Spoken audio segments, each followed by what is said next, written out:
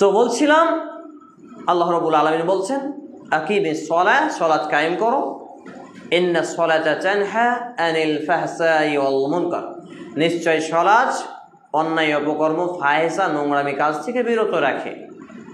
তাহলে এই আয়াতের একটি বাস্তবতা দেখুন।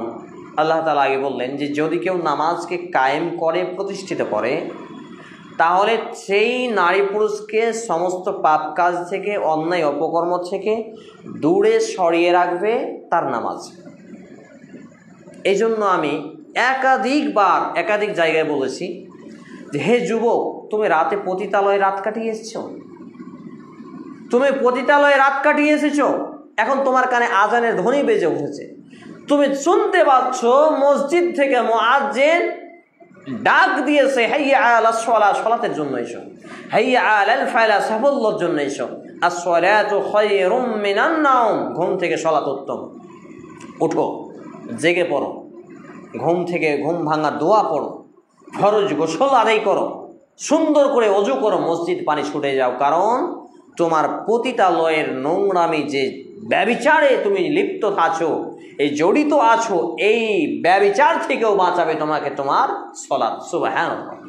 বলেছে চোর, তুমি চুরি করো, তুমি চুরি করছো, তুমি বলছো আমি চোর, আমি নামাজ পড়বো, লোকে কি বলবে? না, তুমি চুরি করছো, এই অবস্থায় তুমি আল্লাহকে সন্তুষ্টি অর্জনের জন্য যথাযথভাবে সালাত কায়েম করো, তোমাকে চুরি থেকে বিরত রাখবেই নামাজ।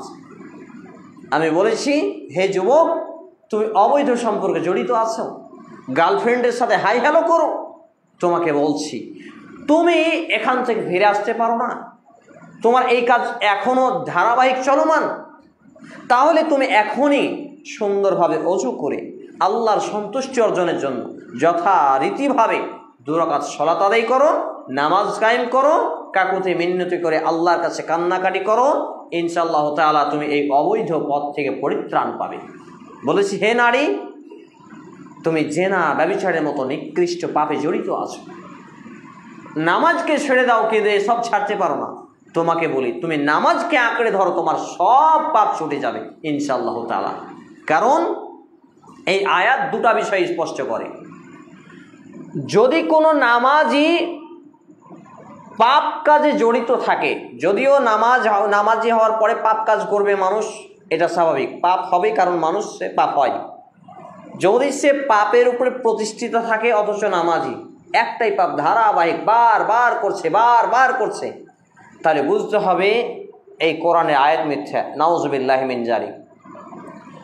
2,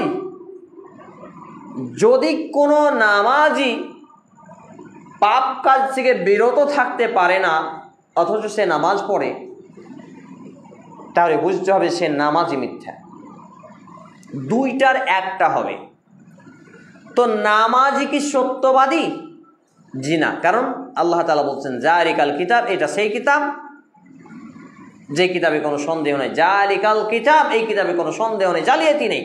তাহলে আল্লাহ তাআলার চূড়ান্ত চ্যালেঞ্জ হচ্ছে এই কোরআনে কোনো সন্দেহ নেই, তাহলে এই আয়াত চূড়ান্ত সত্য, নিতান্ত সত্য, একেবারে পরিপূর্ণ সত্য, আংশিক বিন্দুমাত্র কোনো ভুল ত্রুটি বা মিথ্যা নেই।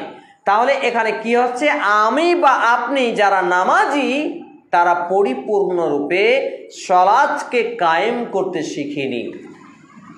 হতে পারে অজুতে মিস্টেক হচ্ছে, কারণ যদি কার অজু কমপ্লিট না হয়, অজু হচ্ছে সালাত কবুল হওয়ার মাধ্যম, অজু হচ্ছে সালাত কবুলের চাবি।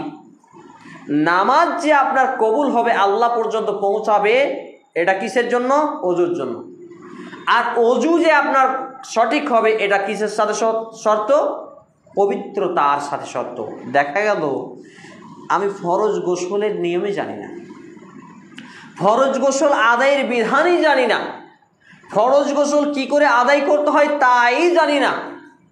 তাহলে ফরজ গোসল যদি না হয় অজু হবে না, অজু যদি না হয় তাহলে নামাজ হবে না।